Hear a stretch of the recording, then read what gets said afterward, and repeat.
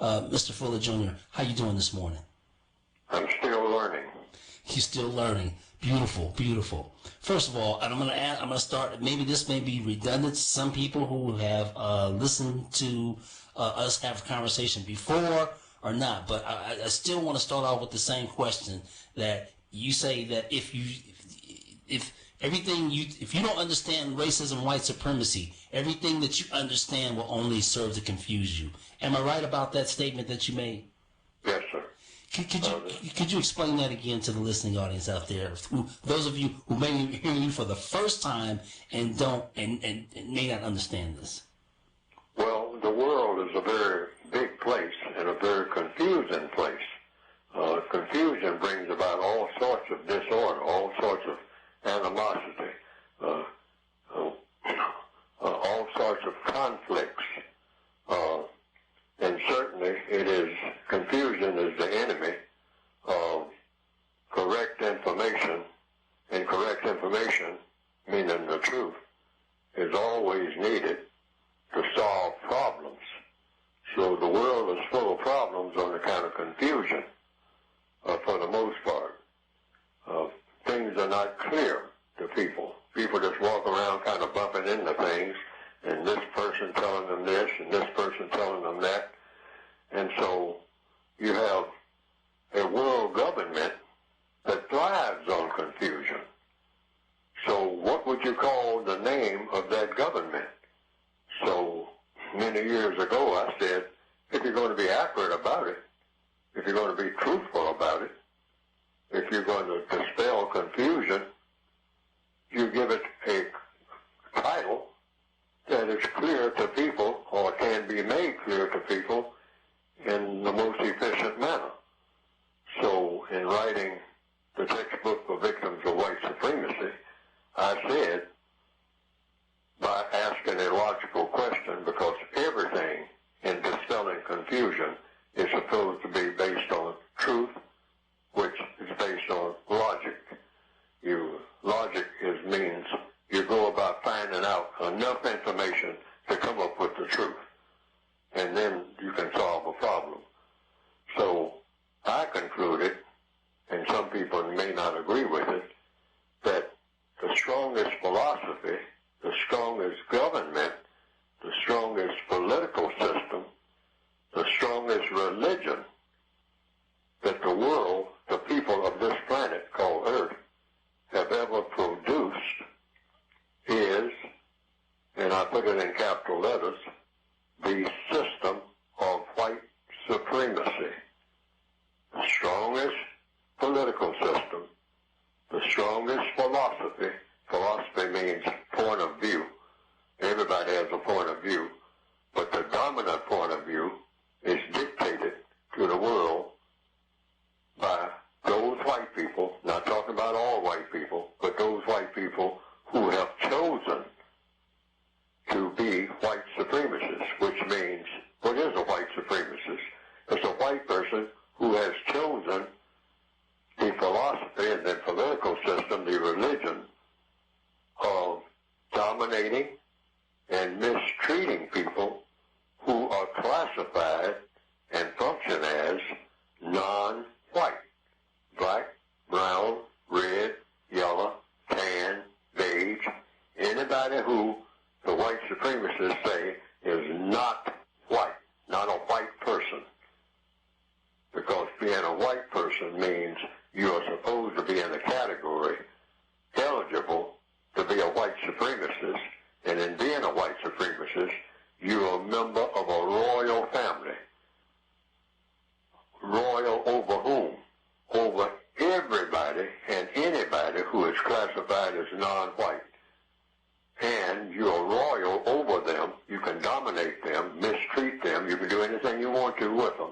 Anybody who's classified as non-white. In every area of activity, every minute of any day, if you choose to, dominate and mistreat. That's the focus.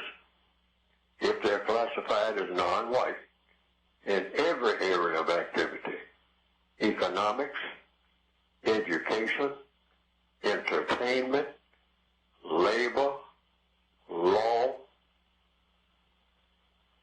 politics, religion, sex, and war. And so they said, what's the best way to dominate people over a long period of time without having to stand over them with a gun every day or a knife or something where you can threaten them with death? What's the best way to handle people? The white supremacists, who are excellent when it comes to analyzing anything, what to do, what not to do, to get the best results. So they came up, apparently, based on evidence, the best way to handle huge numbers of people, like puppets, and you can just lay back and practically go to sleep, and they'll be on automatic, is to keep them confused and make yourself the only person who is not confused, because it's the law of the universe that the person who is not confused can always, without exception, handle and dictate, have dictation over people who are confused. So the white supremacists said, well, what we'll do is just confuse all the non-white people in all of the areas of activity. You can't let one of the areas of activity go past you. Confuse them in what? In economics. Keep them confused. So they don't know anything about economics. I mean, we'll just tell them what we want them to know about economics. They'll always be confused about what's the best way to go about using their time and energy, which is what basic economics is. It's not just about money. But we can get to that later. And education. Teach them what you want them to know, so they'll always be in service to you, even though they don't know that that's what they're doing. They think they're serving themselves when they become what we call educated. But see to it that they get their education from you. And you will certify whether or not they are now qualified to strut around and call themselves educated. But their education had to have you as a white person sign off on it. Otherwise, that dark-skinned person is not educated until you sign off on it. I don't care how many schools they go to that somebody that looks like them sign off on it. That means nothing until I sign off on it behind it. And so this is what, it's a lengthy answer to your question, but the confusion, that's the main thing. If you do not understand white supremacy, what it is, and how it works, everything else that you understand will confuse you. Why? Because they are the dominant influence on what we call the planet Earth in the year 2019, going into the year 2020, which is where we are now. And ever since the beginning of white supremacy, it's been like that.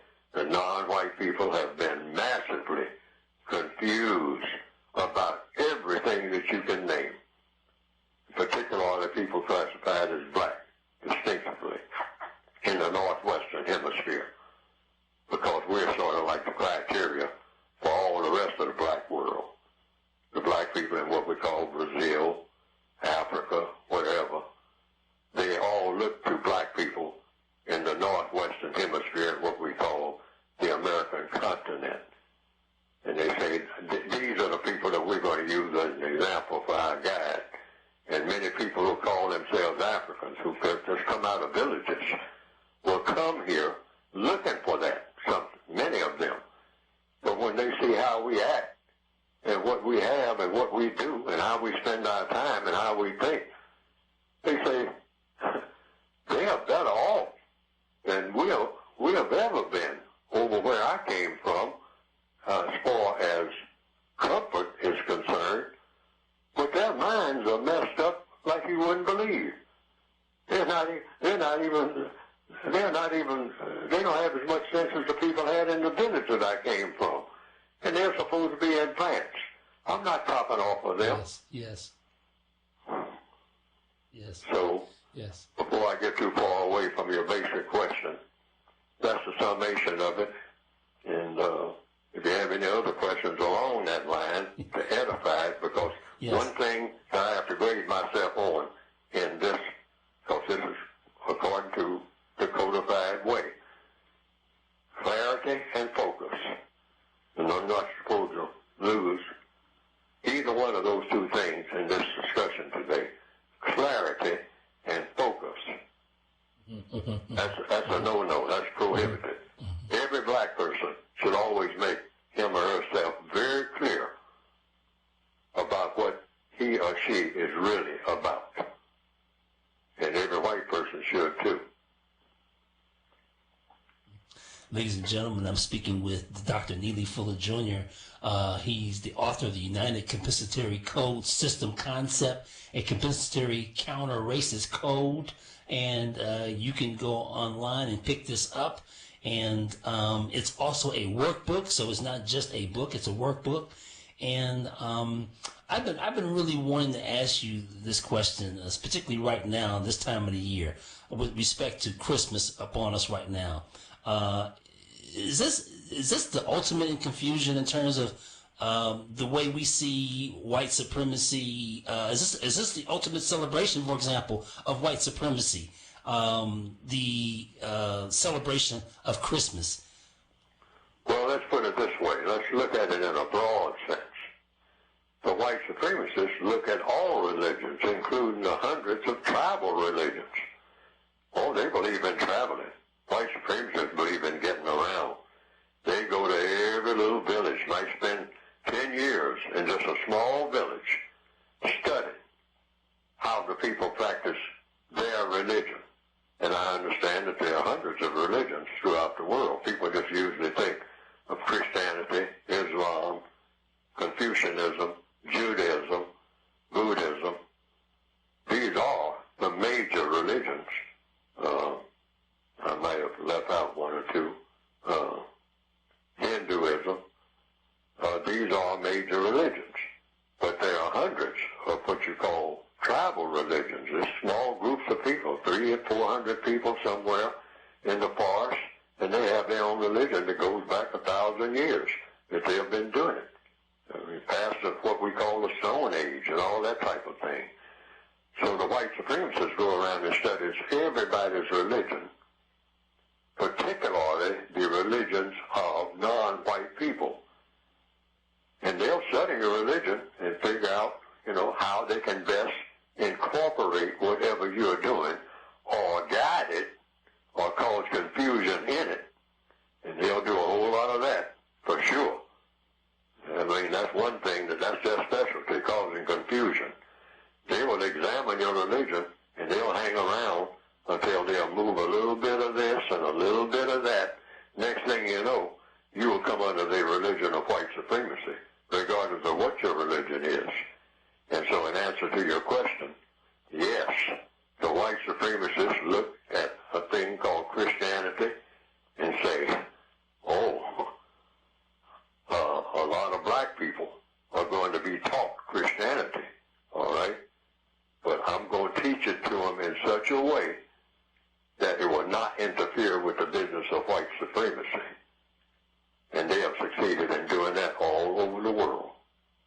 Because Christianity is, listed as far as I know, but, unless I've been misinformed, the major religion on the planet, the religion of Christianity. Now, a lot of people will debate that.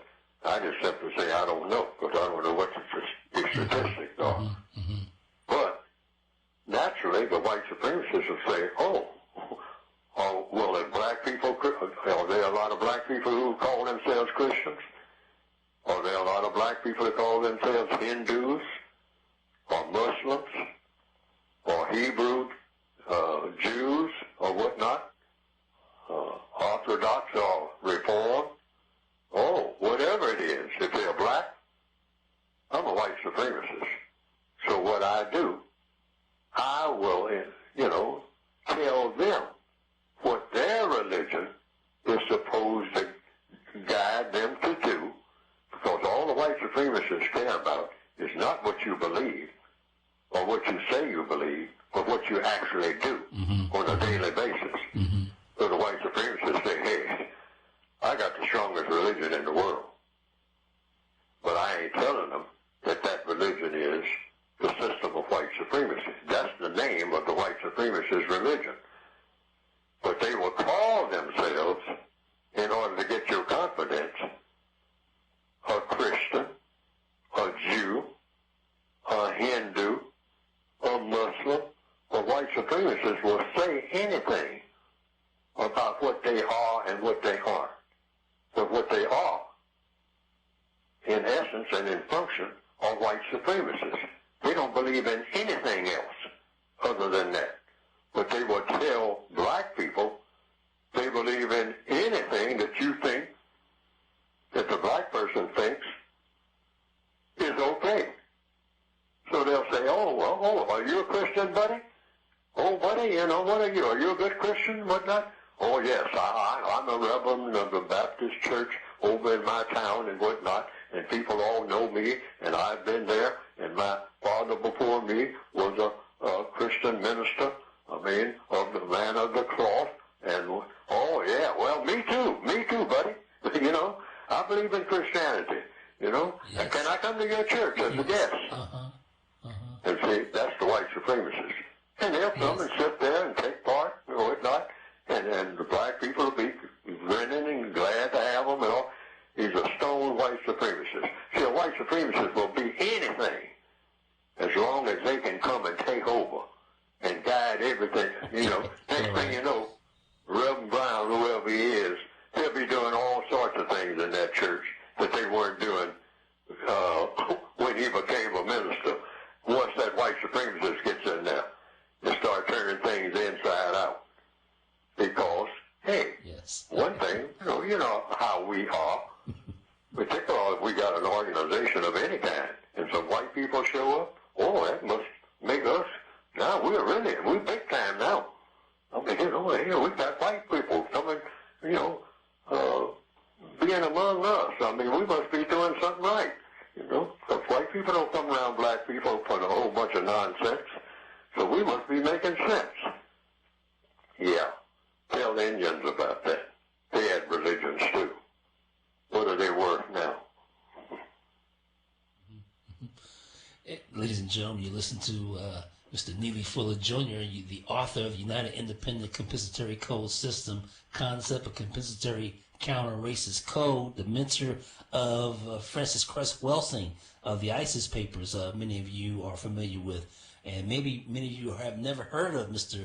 Neely Fuller before, and that's the reason why we try to have him on the program, because we are aware of his work and how important it is. Now, this whole thing about, you talk about religion, so Christmas is just like another religion then, I guess. It's just, it would just be like, if they're already a Christian and they're already going to church or whatever, Christmas is just another a stepping stone in the whole situation when it comes to white supremacy. So it's nothing really that big about it, other than the fact that it's just something that we're hooked into, and we're going out cutting trees and buying presents, getting in debt. And isn't this causing more confusion? You hit the word that we want to stick with when we start talking about counter-racist science. Confusion. The white supremacists cause confusion. Why? Because it's a law of the universe that the person who is least confused can always dominate the people who are most confused. And the white supremacists thrive on confusion. They come among any people, and once they get the confusion going, they don't care about the labels. Whether it's Christianity, Republican, Democrat, Independent, Communist, Capitalist, Socialist. The white supremacists don't care about words. They just care about what they get people to do, where they are in power. The white supremacists are in power, and the people of color are powerless. Just two things: power, powerless. The white supremacists do not care about the language at all. They don't care about, You know, you can believe in Jesus, you can believe in Moses, you can believe in Muhammad, you can believe anything. But the white supremacist said, but you will obey me with your dark self. You are a person of color, and you will obey me in economics, education, entertainment, labor, law, politics, religion, sex, and war. You will do what I guide you to do. You're supposed to have a blank brain that I empty stuff in at will. And you go out, if I want you to buy a certain type of shoes for this holiday, holy day, that it is called, you'll do it. Why? Because I have your brain, that's why. I'm the one that pours stuff into that space that you call your brain. I move everything else out if it was anything in there to start with worth paying attention to at all. And I'm real good at it. Because what I do, the way that I talk to you, the way that I bait you in, I'll make you kill your brother out there on the street for a pair of shoes that's got my name on it. It ain't even got your name on it. But you will kill your brother and die in a fusillade of exchanges of gunfire on a parking lot in a shopping center about some shoes with my name on it. And you'll think that's worth dying for and killing for, because I have your empty mind that I have poured what I want in that empty Negro brain of yours, and you're dancing around to my tune. I'm a master at what I do. And what title do I go under? White supremacist. That's your God. If you've got color in your skin, you don't have another God other than me, even though you claim you do. But that God better look like me. And you better act like it, or else you will hear from me quickly. That's the voice of the white supremacists. You know what? Ever since the system of white supremacy came into reality, that has not been overruled. There might be some black people who say, oh, the racists don't tell me what to do. Prove it. Like what? Go ahead. No, I didn't mean to cut Go you ahead. off. No, go ahead. Well, I was going to say, like, some people might say, well, look, I want to leave the country. I'm going to go to some place far remote in Africa somewhere, or somewhere in Europe, or I'm going to go down to one of these Fiji islands or something like that to get away from this stuff, to escape this stuff. I'm sick of what goes on in the U.S. I'm tired of the white supremacy there, so I'm going to go to one of these places, and I'm going to escape it. Is that possible? That just goes to show you the efficiency of the white supremacists.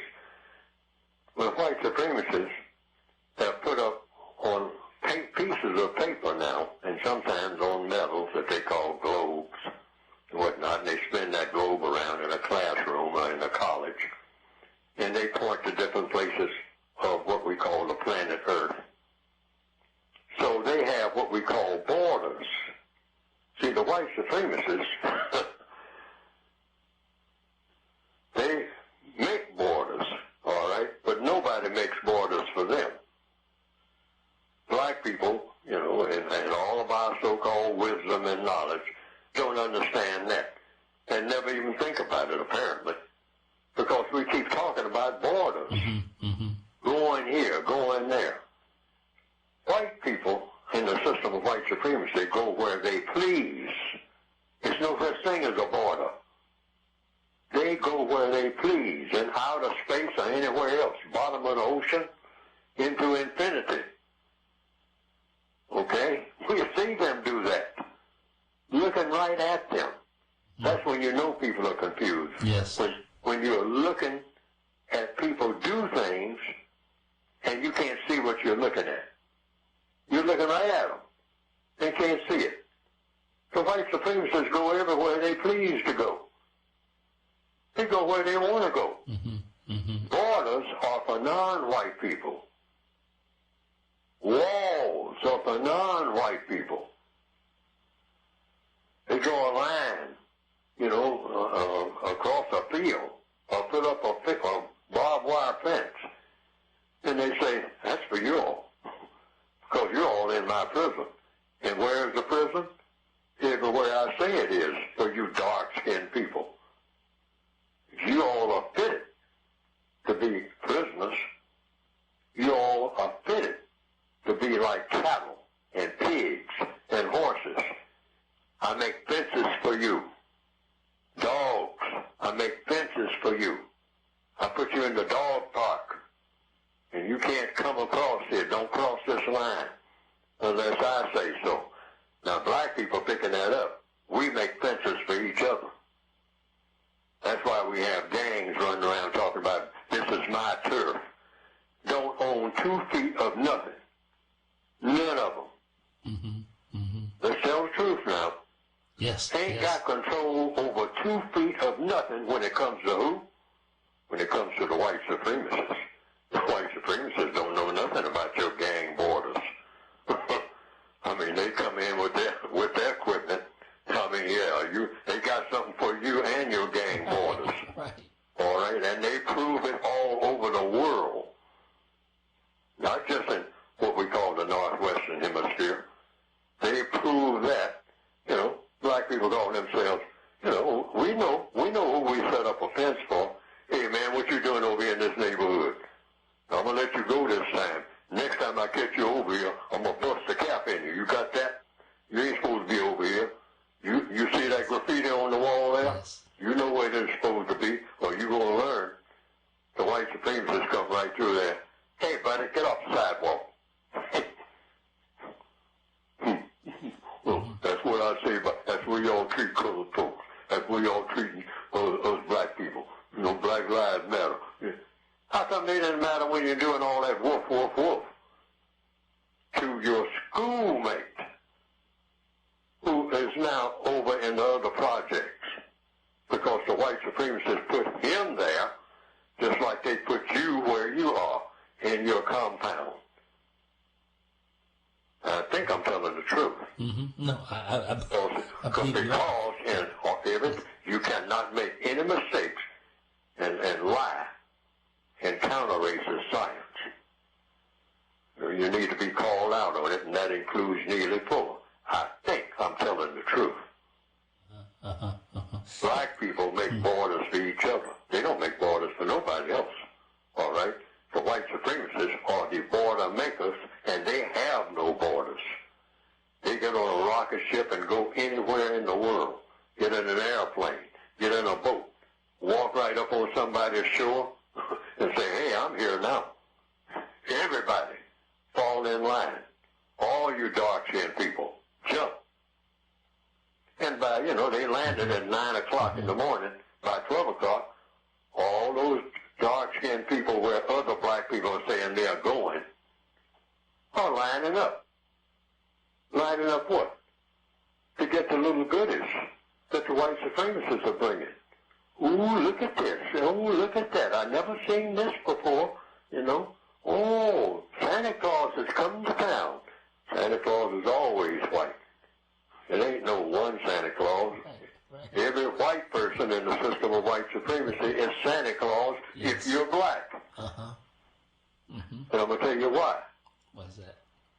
Apply for a job. Yeah, you're telling the truth there. You're telling the truth. Black people talking about going overseas somewhere.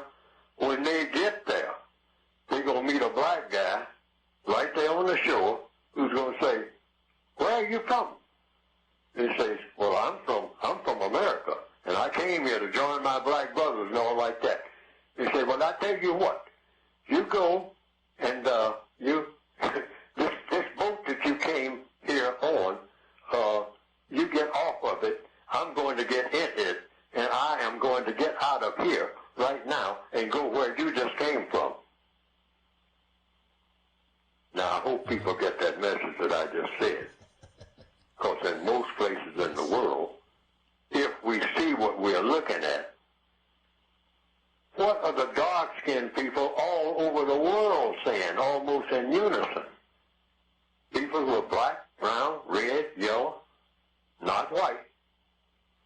Some white ones too, but primarily black, brown, red, yellow. When you go where they are, talking about you getting away, they are looking at you in amazement saying, that's where I'm trying to go all of my life. Where you just came from. What are you coming here for? There ain't nothing here. That's why I'm trying to leave. I've been putting in for the last 15 years trying to go and maybe drive a taxi where you come from. I hear you got taxi drivers there. They need some. I'm going there. Yes. That's the truth. Now, black people around here, I mean, wearing the seekers and whatnot, talk, you know, and talking that stuff, but they ain't, you don't see them moving. See what I mean? Yes. See, we need to stop lying to ourselves. Yes. We're the biggest actors in the world next to the white supremacists because they're the greatest. They get an Academy. The white supremacists got an Academy Award, I mean, stacked up like you wouldn't believe because they're the greatest actors and actresses that have ever existed in recorded history because they know how. You know, what are you doing when you're acting? You're putting on. You're pretending to be something that you're not. Nobody beats the white supremacists at that. Confusion makers have to be actors and actresses. I ramble too much. I mean, so slow me down. No, that's fine. You know, I was going to ask you now. How do we begin to come about a counter code to this code of white supremacy? Excellent question. Yes. That's where we need to get to. Yes. I mean, what do you do about it? Because that's all the code is. You come up with it by just looking at everything that the white supremacists do and ask one question. Is it constructive or is it non-constructive? And if it's non-constructive, you go to the drawing board and try to figure out what to do that is constructive, contrary to what they are having you do that is non-constructive. Because the white supremacists don't believe in black people doing anything of constructive value. So all of our activities coming up in this new year should be divided into the category that's best of two categories, constructive, non-constructive.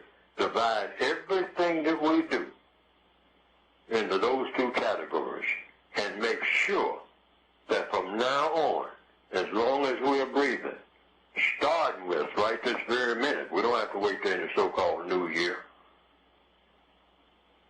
say I'm not participating in anything unless it's absolutely of constructive value. Constructive value in what?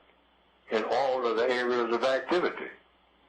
Economics, education, entertainment, because we're big on entertainment. You know, when you tell black people, hey, is it constructive? It's entertainment. Y'all invite me over to do this and that, do that and whatnot.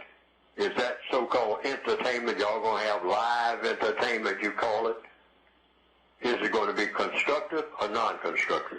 Because if it's non-constructive, I'm getting myself codified. I ain't participating in nothing from now on that is non-constructive. Period. That's going to be real unique and it's going to seriously damage black culture. We've got to get that straight right from the beginning. Black culture consists of almost everything that is non-constructive. I mean, what is culture? Culture is what you do, not what you say you should be doing. It's what you're actually doing. That's anybody's culture. The white supremacists have a culture. What is their culture? White supremacy. That's the name of their culture, and they are experts at it. Black people go around and say, we got a mysterious black culture.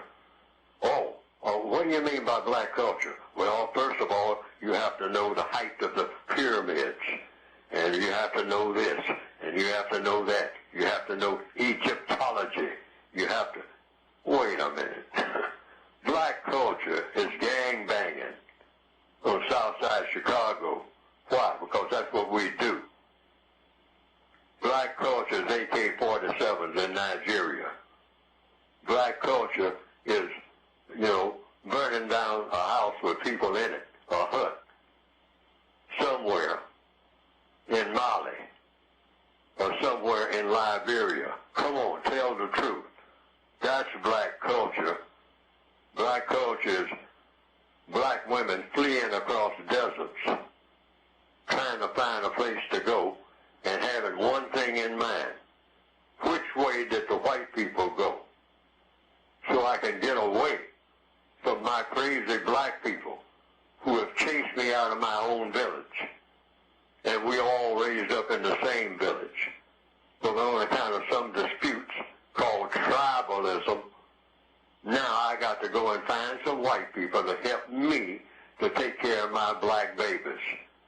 Then I'm carrying one in each arm and one in my belly. Let's tell the truth, black people, going into this next year, and stop lying to ourselves and the rest of the world, because everybody can see that we are phony in our so-called super black culture. All right? That's code. See, code starts with truth. Why? Because somebody said it years ago. It wasn't me. They said, truth is the way to freedom. Truth is the way to justice. I mean, if you lie, even to yourself, you through booking right out the gate. You ain't going to be worth nothing to nobody, including yourself. We got to get rid of lies. The white supremacists are the master of lies. So we have to do, just in answer to your question, have a code that counteracts on a daily basis, and not on a daily basis, a minute basis, of everything that they do. That's pure codification. Everything that the white supremacists do is non-constructive. Where black people are concerned, we have to have a code for flipping that switch and taking that non-constructive situation and making it constructive. They come and hand us some sheet music or something like that. We look at it. You say, wait a minute, is this going to have a constructive effect on black people's activities?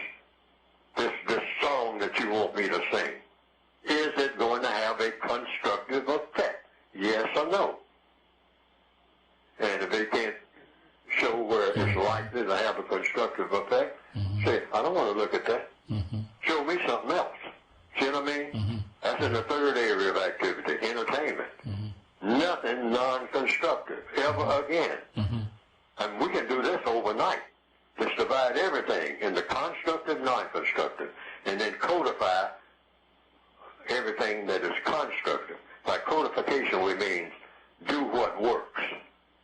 And once you start in that direction, you got something going for you. I think I said a few weeks ago on this program something that Memphis Slim put in a blues song many years ago. Now, I'll paraphrase it because I don't like to misquote people. That's anti-code when you misquote people. Okay, I don't want to misquote Memphis Slim. All right. Okay, but he said this. As you go through life, this was a line in a song. As you go through life, you can't help knowing. You can always get help, but only the way you're going. I'm going to say that again. As you go through life, you can't help knowing. You can always get help, but only the way you're going. And I think that's true. Okay. I've seen evidence where that's true. If you want to be a drug dealer and you don't know nothing about drugs, but you decide that's what you want to do, you keep at it. It might take you 10 years, all right? But sooner or later, you'll be a drug dealer. If you want to be a mechanical engineer, don't know a slide rule from a brick, know nothing about mechanical engineering. But if you keep going in that direction, asking people around, what is mechanical engineering? What does a mechanical engineer do? I hear that they make pretty good money. I think I might want to be one. I don't know nothing about it. What do I do? You just keep doing that. Somebody will tell you something about mechanical engineering, because that's the way you're going. And the next thing you know, might take you a long time because you're not good at math and all like that, but somebody might teach you something about math, or you get an apprentice program where you work with somebody that knows about slide rules and all this type of stuff, whatever it takes in mechanical. Next thing you know, here's Junebug. He started out trying to make up his mind whether to be a drug dealer or a mechanical engineer, but he decided he would try mechanical engineering. 10 years later, he's a mechanical engineer. Top of the line, mechanical engineer. And you wouldn't have thought that about Junebug, okay? Why?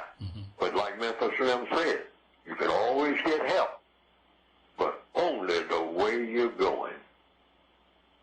So that's something that black people should think about, what Memphis Slim said. Neely Fuller didn't say that. Memphis Slim said that.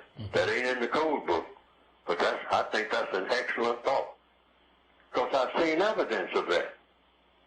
You're trying to just get to a city. You know, you're in California, you want to get to Philadelphia. And, you know, and you just keep trying to get to Philadelphia. Keep trying to get to Philadelphia. That's the way you're trying to go. Next thing you know, you'll be in Philadelphia. You might not have gotten there when you intended to be there. You intended to be there 5 years ago. But finally, you will wind up in Philadelphia. I've seen evidence of that. People just kept on keeping on, as they say, as the old folks used to say. Just keep on keeping on. Somebody will help you. A whole lot of people will turn you down, but somebody will help you. Now, this should be a part of the black code. Keep on keeping on, even when everybody's against what you're doing, even when nobody will help you. Oh, I ain't going to give you no ride. Oh, I ain't going to give you no money. You want to get to Philadelphia, get there on your own. Yeah, you'll hear that over and over again. Next thing you know, somebody just out of nowhere just opened their door and said, I heard you want to go to Philadelphia. I'm on my way. Hop in. You know, I'll do all the driving. You know, I love to drive. All right?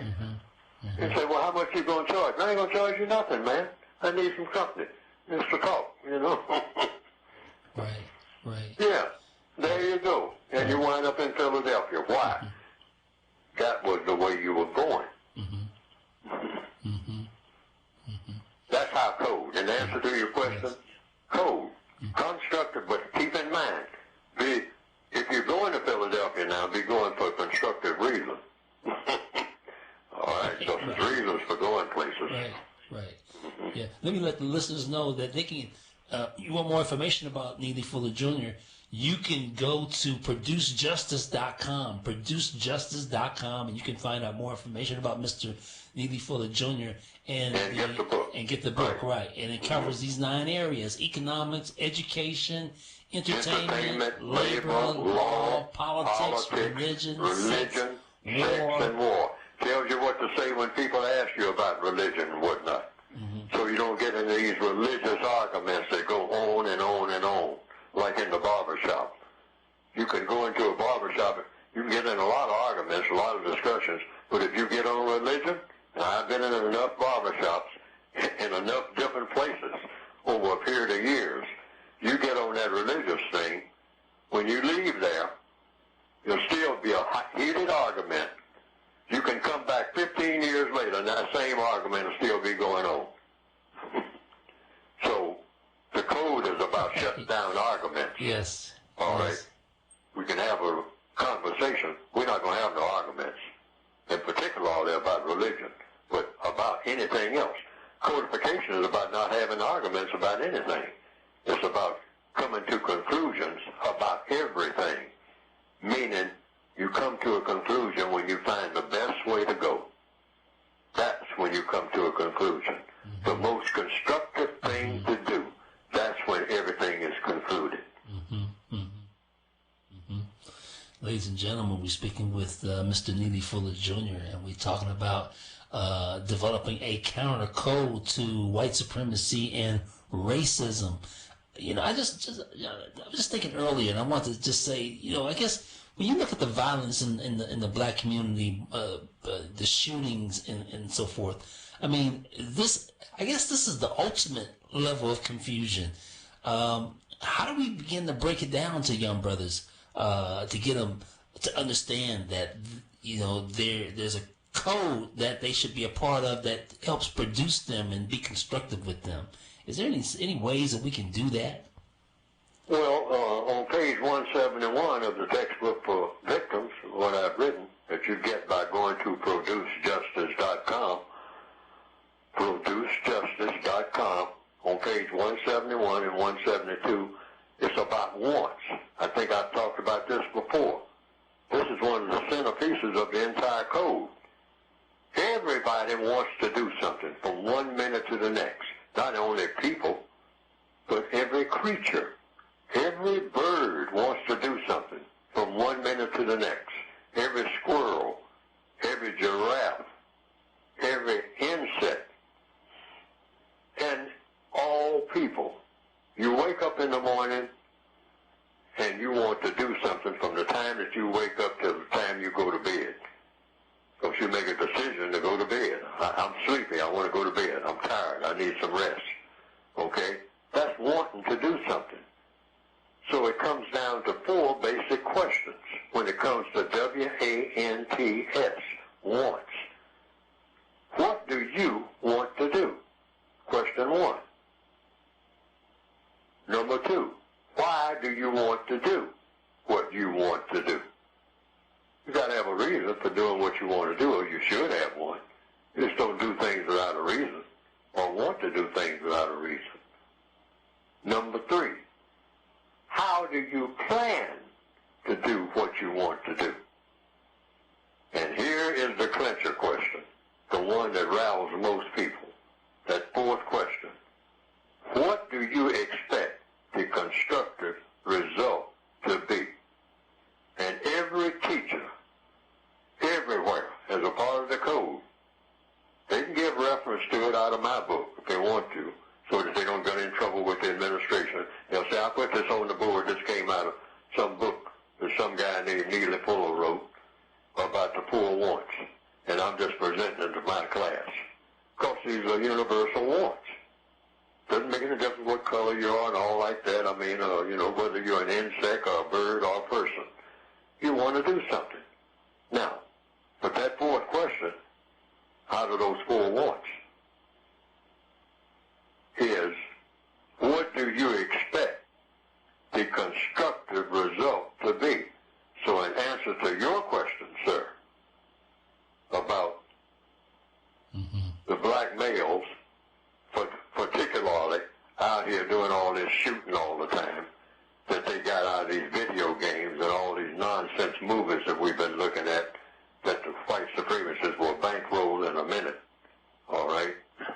Glamorizing death, because they believe in death, as long as most of the death takes place among non-white people. They glorify that. They will finance that to the hilt. I mean, physically they'll finance it. They'll buy all the AK-47s and 9mm that non-white people want all over the world. They will see to it that they get them, as long as what? They're going to kill other people of color, with those tools. But don't let me lose the point. You point out those wants. Start early, right in school. Because, see, somebody's sitting up right, in a classroom, not on Saturday, in most cases, but, during what we call the 5-day week, school week, some black person, 14 years old, 15, 16, looking out the window, thinking about hitting the streets, because I ain't learning nothing in here. Okay, so what do you want to do? I want to be out there. Okay, so you're out there. Now, what do you don't want to do now that you're out there? The great out there, okay? You don't want to be in a classroom I mean, 'cause it's boring. Yeah, it's boring. Okay, so you're out there where it's not boring. Okay, and it ain't. It's exciting. So you get you a gun. That's what you wanted to do. All right? Why did you want to have a gun? So I can take care of business. Okay, take care of business. I think I know what you mean by that. Okay. So how do you plan to take care of this business? Well, whatever comes up. Or if I might rob somebody or keep somebody from robbing me, or I might do some gangbanging. Or if somebody look at me like I don't want them to look at me or start a rumble on the bus, I'm going to do them with this 9mm that I got. Okay, that's your plan. Okay, we're getting somewhere with your plan now. You dropped out of school. He's 15, 16 years old. That's about dropout time anyway. All right. So, what do you expect the constructive result to be? And just tell them. Look around and see what happens to everybody who does that. See what happened to your uncle. See what happened to your homeboy 2 years ago. Yeah, well, I mean, that just goes with the territory. All right, well, that's what you want. That's what you dropped out of school. That's what you're looking forward to. Laying in a box and a whole bunch of raggedy teddy bears on a ragged fence with a whole bunch of black people out there hugging each other and crying again and lighting candles. You like that? You look forward to that. That's what we call black culture. Really. Here we're going into 2020, and this is still black culture. I mean a core of black culture. This is not something on the outside of black culture or on the edges of black culture. A lot of older black people try to pretend that that's on the edge of black culture. No, that's right in center stage. Every black person just about knows 2, 3, 4, some people know truckloads of people who didn't get to be 50 years old. All right? Didn't get out of their teens on account of, quote, unquote, hey, the black lifestyle. The black lifestyle ain't worth 2 cents. It ain't no part of it that you can pick out that anybody would want to copy, if we be honest. That's why we need a code. That's why I started writing the code. The first part, people have asked me, well, where's the whole code? There's no such thing as a whole code until all problems are solved. So we all need to say, hey, what type of code am I going to have? Every black person. And if it ain't constructive, it ain't in my code. That's it. That's all you can tell young people. Don't try to make them do nothing. See, this thing of trying to, and another thing, going into the next year, black people have been taught to spare the rod and spoil the child. No. You're teaching brutality. Stop snatching that child around and yelling at them and calling them all kind of names and whatnot. You ignorant little so-and-so and so, angry black females doing it, some black males. Come on here, boy. Slap them upside the head. No, stop that. I'm going to say that while I'm thinking about it. You're teaching them that the way to settle everything is violence. No. Talk to them. Ask them questions and have them ask you questions. Why? Because part of the code is, and part of the universe is, no problem is ever solved except through questions and answers. So rather than say, shut up, you're asking too many questions, don't ever say that. There's no such thing as too many questions. There is no such thing as too many questions, because every question has an answer, even if the answer is what? I don't know, which is the answer to most questions. But once you have that answer, I don't know, what you tell someone who asks. Now, since you asked, I'm going to try to find out the answer to that question, because we need to know the answer to every question. Why? Because the white supremacists believe in that. The white supremacists don't believe in having any question that they don't know the answer to. And if they don't know the answer, they get busy making one or finding out one.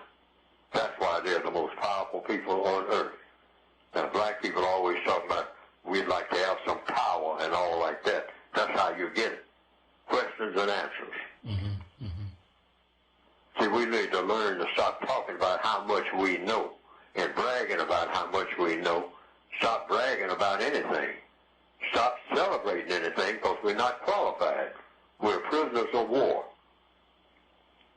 And so that's a long-winded answer to your question. But what do you tell young people?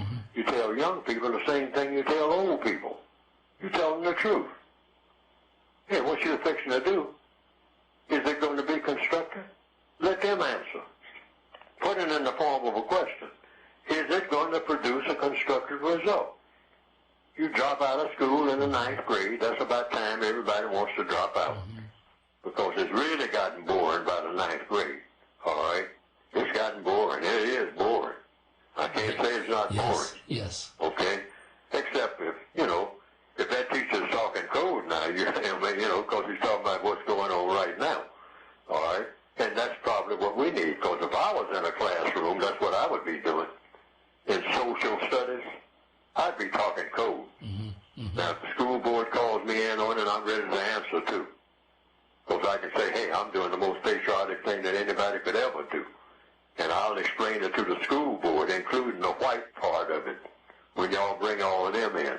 What's going on here, Neely Fuller, in this classroom? What are you talking about with these people? Talking about some code and whatnot. I say, I'm talking about the code. You can have a seat. And you'll see what I'm talking about. And I give it straight dose just like I'm giving it right now. Mm-hmm. Mm-hmm. Why? Because that's what's needed. That's why. That's what's needed in classrooms. Talk about racism and talk about what to do about it. Not just talk about how awful it is. We do a whole lot of that. But talk about what you can do about it. All the traps not to fall in. Why you shouldn't drop out of school. And why teachers should talk to school board members about what y'all have me teaching and glorifying. I mean, we're spending too much time on Shakespeare. I'm going to give it to you straight dose. Because I had it. A little bit of Shakespeare, where he's making sense. You can just give just 2 or 3 sentences. You don't have to spend a whole semester talking about Hamlet. Right. Okay. Yeah, I'm sitting up here. I ain't had a decent meal in 5 days. All right? I'm nodding off. I ain't got no sleep. The people in the apartment building, keep me up all night fighting. The police cars and whatnot, sirens are going. See, black people have to think about what we have to deal with. And in a classroom, that is prime time. You don't teach nonsense. I don't care how sophisticated it's supposed to sound. You teach about the reality that is facing everybody in that classroom. That way you don't have the teachers, the students wanting to fight the teacher and all like that. They'll listen to stuff that relates to them. They don't want to walk out of that building and say, everything that I heard in there has nothing to do with me. Yes.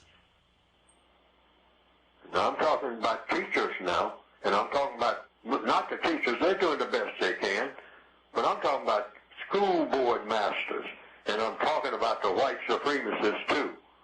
If you're honest, tailor your classrooms where black people are, where black people can relate to what is being said in the second area of activity according to the code, education. What is being said so that they can relate to it based on when they walk out of there, they say, now this is something I can use.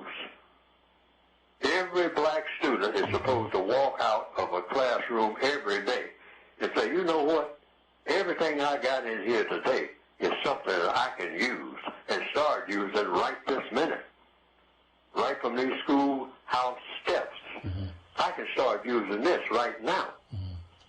So that we tear that school door down, getting in there like it's a rock concert. That's the kind of teaching we should have in schools right now. We should have the kind of teaching where black students are pounding on the door saying, hey, I know it's snowing, but y'all should be open today. Because I like what I'm getting. Because every time I leave here, the stuff y'all give me, I put it to use right now. Now, wouldn't that be a wonderful thing? That would be a fantastic thing. I'm talking about every black student that's running to the school and getting mad when they say school is out. When the bell rings, say, oh, the bell ringing already? Yes. You know, because I'm at home. Yes. I mean, you know, picture that in our minds. These are the kind of schools we want from now on. Starting in this new year, every teacher and every school board member should be thinking about that. We need to review what we are teaching in these books. Because the white supremacists have put all kinds of stuff in there that's not good for nothing except what? Serving white supremacy. Truth be told. Ladies and gentlemen, you're listening to KPLO San Francisco, the voice of Mr. Neely Fuller Jr., the author of the Compensatory Code. You can go to producejustice.com and get the book and get more information. And he's given, as usual, I mean, I'm always inspired when I have you on the show, and I always get a good response from the listeners once our conversation has transpired. We've been talking for the last hour. What do you want to say to the audience right now going into this year? What else do you want to say to just kind of get them to think about some of the things they should be thinking about? Our people out there who are in the San Francisco community, in the greater world, who are listening to us online, the radio, what should we be thinking about, Mr. Neely Fuller Jr.? Starting this minute, codify everything so that you get what? A constructive result and not a non-constructive result. And just things like getting pulled over. Traditionally, black culture calls for us to go into our ghetto act. Hey, man, won't you just take these cuffs off me? I ain't done nothing. Woof, woof, woof, woof, woof. Now, the record shows it doesn't work. See, codification is about never doing anything that doesn't work. All right? Corleones know better than that. Okay? Those in the upper echelons. Okay. Now, so the code says just on that alone, don't fuss, don't fight, don't flee. Why? It doesn't work for you. That's why. Why do something that you know is not going to work, which was what we have been carefully trained to do by the white supremacists. They expect that, and they are ready for that. You do something just the opposite, something that's going to work for you, not against you. And, you know, you're going to flee, jumping over fences and crawling under, you know, in a strange neighborhood, jumped out of the car. You see us doing it on television all the time. Where do you think you're going? I mean, out there in the woods somewhere, in the West Virginia woods, dogs barking, helicopters overhead, and you just running. You could have saved all that. Save your breath and think of have your mind working while he's putting those cuffs on you, saying, you know, hey, all this is going to look different in court. See, this is the drama out here. Everything gets quiet in court. You think about what you're going to say, and you start with what you're going to say right now, which is nothing. And you accept, answer questions. But only answer the questions like, you know, hey, whether or not you got anything in your pockets or anything like that. Because they're going to find it, okay? So you just go ahead and answer that question. But anything else, don't fuss, don't fight, don't flee. Don't start. You got on handcuffs and you're wrestling. I'm just giving this as an illustration. But I'm talking about all of this stuff that we have learned in ghetto culture and been handed down through generations that has not done black people anything at all in the way of having us come out to be people who every everybody wants to imitate, all right, that's got any sense, rather than run from us when they see us, because they figure we ain't got no sense. People should look at black people and say, and the bottom line now in this whole conversation since you asked, people in next year, by the end of next year, everywhere on the planet, everybody, all the white people should be saying, you know, black people, even last year, were acting like you expect black people to act. But now black people are known to be problem solvers. These are the two words in their minds all the time. While they're riding the bus or wherever, you know, whatever they're doing, they're about doing something constructive. They don't want to be a part of nothing that's not constructive. And they have done this overnight. They are, you don't recognize them no more. They look the same, but they're not acting the same. They don't think the same. They got some kind of thing called a code or something. You know, counter-racist code.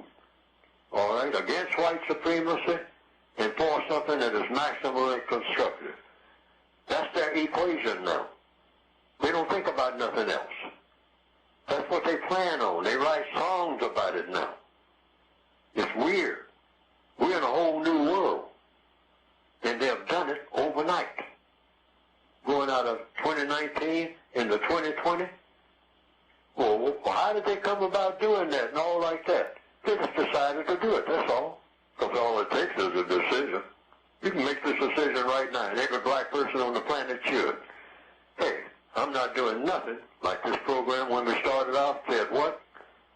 I ain't doing nothing that is non-constructive. I ain't even eating no food that ain't constructive. All that garbage they have over here in the hood, whatnot, I'm going to pass it up. I mean, I ain't eating no more plastic and no more paper, because that's what it is. Paper and plastic. And they call it food. It is making me sick. All right? Made my aunt sick. Everybody in my family is sick. All the time. Sitting up in the emergency ward. You know, diabetes, you name it, we got it. Okay? So I'm going to eat something that's going to build my body up. These people got all these gems around here. I don't need all that. I ain't got no money for it no way. But what I put in my body makes a difference. And don't be vaping me or none of this other stuff that they come up with. That's all garbage. I don't need no smoke. Smoke ain't going to help me. You know, all my cousins got smoked from other black people and from renegade law enforcement officers. See, that's all. And everything I say is going to be constructive. See, it's not just what you do, it's what you say. I ain't saying nothing to nobody unless it's constructive. And I ain't listening to nobody talk about a whole bunch of stuff that ain't constructive. I'll listen, but when I hear that it ain't constructive, I'll just say, well, I'll talk to you some other time. That's in the code book, word for word. When you're around non-constructive people, talking a lot of non-constructive stuff, and it doesn't look like it's going to get any better, you just say, well, I got to go now. I'll talk to you all some other time. You don't say you're not going to talk to them. Right. You just say, I'll talk to you some other time. Right. The code says always be courteous. Don't let nobody be more courteous than you. See, I'm just throwing out stuff now. I mean, you know, that's in the code. Good. Never, in any circumstance, let anybody be more courteous than you. You'd be surprised.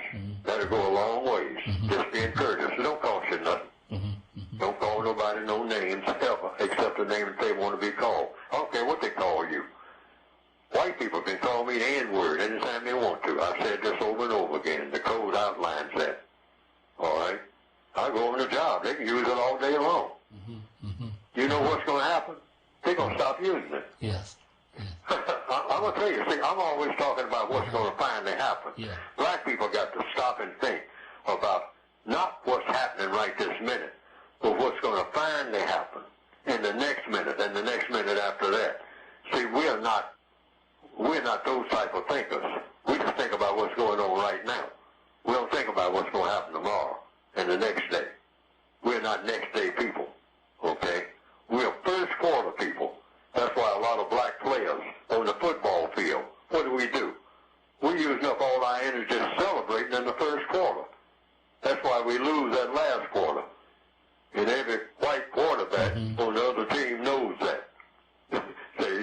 they keep clowning, all right? They keep celebrating, jumping up in the stands and all that. Let them keep on, you know. By the fourth quarter, you know, Muhammad Ali would teach you that. They would have run out of energy celebrating after every play, Right. rather than sitting down in the middle of the field and resting. Yes. All right? But black people, we're real good at third quarter. You know, sometime about halfway through that third quarter, that's when it starts turning south. Yeah. Okay. We've seen that happen. Right. Ladies and gentlemen, we're here with Mr. Neely Fuller Jr. and thank you once again for being here with us on this Saturday and as we go into our new year. And again, we hope we can come back in the future and continue our conversations with you. Again, people can go to producejustice.com if they want to get the book and they want to get more information about Mr. Neely Fuller Jr. Really thank you. And I'm going to leave you just with the last word. Anything you want to say to the audience out there, anything you want to cover right now, feel free to do that before we get out of here. Well, I just said it, but I said codify everything so you always get the best result. Make your own code. You just don't have to go by what Neely Fuller suggests. See, I'm not dictating anybody. I'm not qualified to do that. I'm not qualified to tell Neely Fuller what to do. I'm trying to find my way. I mean, we're all trying to find our way. We're fellow prisoners of war. And so we just try to figure out what's the best thing to do that will work best for you, not against you. See, we're always working against ourselves and then crying about it forever.